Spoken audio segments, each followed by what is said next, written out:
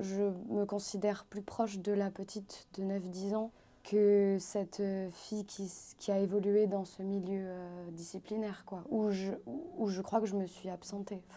Je me suis complètement soumise à une injonction de ce système de performance, quoi.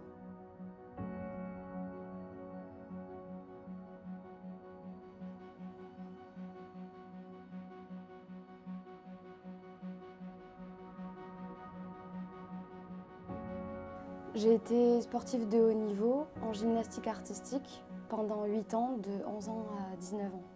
Mon parcours de gymnaste de haut niveau, je pense un peu comme beaucoup de gymnastes de haut niveau, on a commencé jeune. J'ai commencé à 3 ans avec la Baby Gym, dans un club du sud-ouest de la France, dans une petite commune, à Jetmo. Et puis je suis partie à l'âge de 10 ans et demi, 11 ans à Marseille, dans le pôle France de Marseille. Et j'y ai passé 3 ans. Puis je suis montée 7 ans à Paris, à l'INSEP, dans un internat, et où j'ai vécu dans un internat. Et puis jusqu'à l'âge de mes 19 ans, je me suis entraînée à l'INSEP. Ce qui a alourdi ma carrière en tant que gymnaste, c'est les pressions subies au quotidien et banalisées par, premièrement, les entraîneurs, finalement, qui portaient cette charge, cette pression. Ça se situait à la fois au niveau du contrôle de nos corps, notamment du poids, mais aussi esthétique. C'est des pressions au fait de continuer malgré la douleur. De voir des difficultés à marcher chez une copine ou ma propre difficulté, et malgré tout recevoir une pression au fait de continuer, c'était vraiment délicat. J'ai deux cas concrets.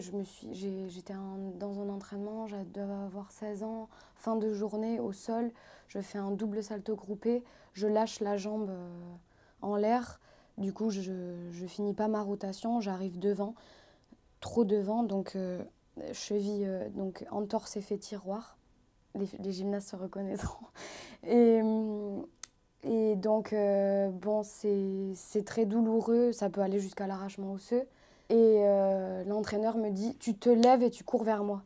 Bon, avec un peu plus d'agressivité dans sa voix, mais donc j'ai pas pu faire autre chose que me lever, poser le pied, courir vers lui, lever, ne pas pleurer, garder la tête haute, mais ça, c'est pas du tout normal, c'est pas normal, quoi.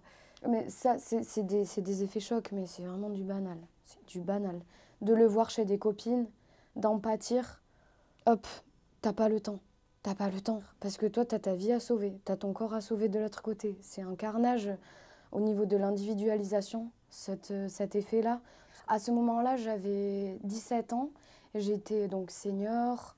Et j'étais à mon plus haut niveau, et j'étais un peu la star, celle qui était très encouragée à cette époque, qui avait le plus de valeur au niveau des entraîneurs et des entraîneuses. Et là, ça faisait quelque temps que je ne m'étais pas blessée. Et je me disais, c'est pas normal. Et effectivement, en fait, j'ai ressenti des douleurs au tendon d'Achille pendant 3 semaines. Et jusqu'à que le jour de la compétition, pour se sélectionner à la compétition qui nous sélectionnait aux Jeux Olympiques de Rio. On était en rassemblement, et puis l'entraîneuse nationale m'a dit, nous a dit en me regardant, aujourd'hui, celles qui ont mal, elles ont pas mal, elles doivent faire. Et puis face à ça, malgré ma douleur atroce, j'avais un strap, c'était presque un slâtre. J'ai quand même fait, je me suis complètement soumise. Du coup, j'ai fait ma première acrobatie et ça a complètement lâché. Bon, c'était quand même super évident. Donc voilà, je me suis rompu le tendon d'Achille totalement. Et puis ce que j'ai réussi à dire finalement, c'est « je suis désolée ».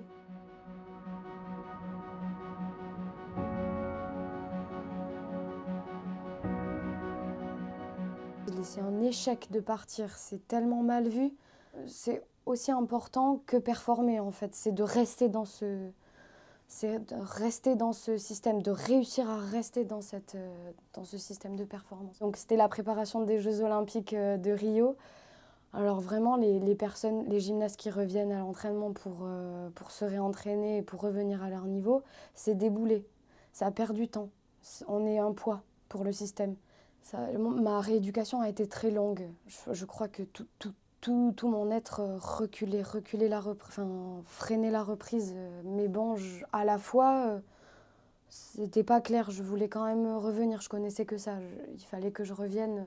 Une semaine avant, je m'étais un peu engueulée quoi, avec lui au sujet de la reprise parce qu'il me disait il pensait que c'était le moment d'arrêter pour moi. Ça me paraissait très violent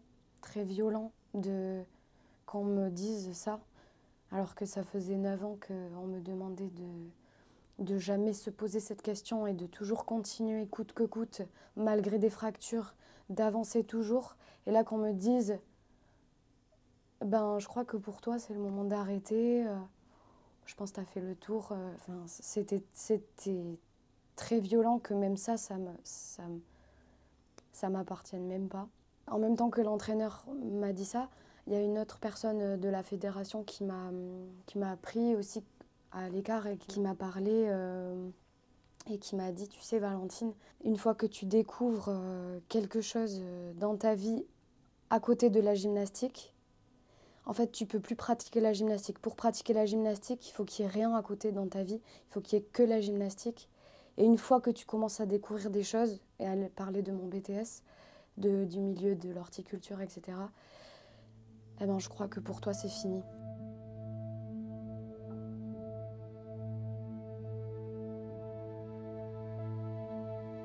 J'ai pas décidé d'arrêter, c'est étrange, j'ai arrêté, c'est mon corps qui s'est arrêté. J'ai repris conscience de moi qui j'étais. C'est mon corps, j'ai couru sur une piste de saut. Je devais faire 13 pas, j'en ai fait 4 et au bout du 4e pas, j'étais incapable d'avancer plus que ça. Et j'ai regardé tout autour de moi et tout m'a paru hyper étranger, quoi. En 5 minutes, j'ai dit au revoir à tout le monde et je suis jamais revenue. Voilà, pendant 2 ans, j'ai fait 0 activité physique. Et puis, ça s'est accompagné avec un trouble de l'alimentation. Pareil, je n'ai pas été diagnostiquée, mais j'ai perdu 10 kilos en 1 an et demi. J'étais pas très épaisse quand même. Les conséquences du sport de haut niveau, même après l'arrêt, ont été assez nombreuses. Notamment, déjà, ma reconstruction, je pense qu'elle est pas tout à fait réalisée. Mais je pense que d'ailleurs, je pense qu'elle va prendre d'autres formes, des formes plus positives aussi. Aujourd'hui, elle se transforme vers quelque chose de quand même encourageant et vertueux. Mais là, je parle 9 ans après. Donc, je pense que le vertueux a commencé il y a 2 ans, je dirais. Donc, j'ai quand même passé 6 ans, 6 bonnes années difficiles. Au début, ça a été, la première chose, ça a été une rupture totale,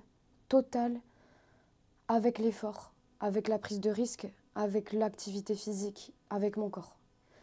Mais j'avais une sorte de décalage entre ce que pouvait subir mon corps et ma volonté de continuer, ma volonté de faire avec la douleur, en tout cas de m'obliger à ressentir ça et de dépasser ça.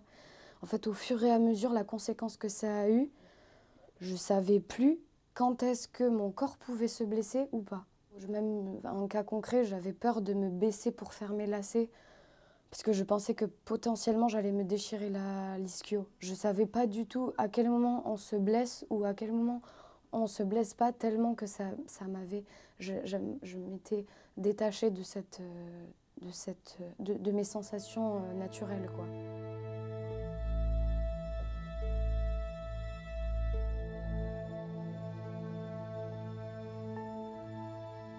Face à une blessure, le corps médical, c'est les seuls sauveurs qui puissent exister.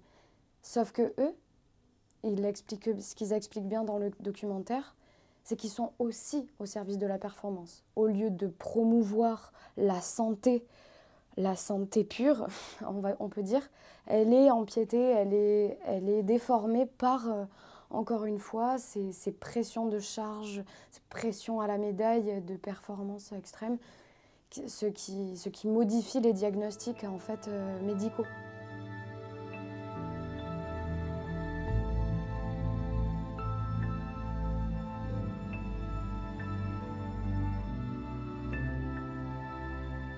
Ça, c'est vraiment la question que je me suis posée dès que j'ai arrêté le sport de haut niveau. À qui est la faute? Au début, c'était moi, c'était ma faute, celui de mon corps. J'ai dépassé ça au fur et à mesure. J'ai reconnu mon statut aussi de victime à travers ce dépassement. Et là, quand on arrive à ce dépassement, tout s'ouvre. Donc, comme dans le documentaire, il le soulève extrêmement bien, tout le monde se renvoie la balle. Tout le monde a une pression qui est exercée par un système global qui fait qu'on est dans une course effrénée à la médaille.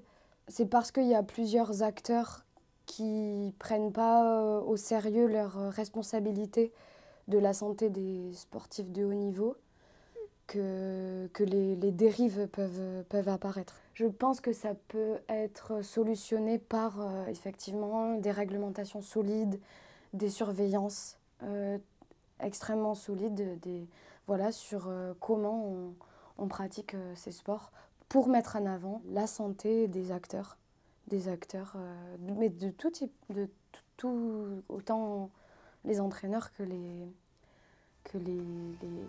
gymnastes.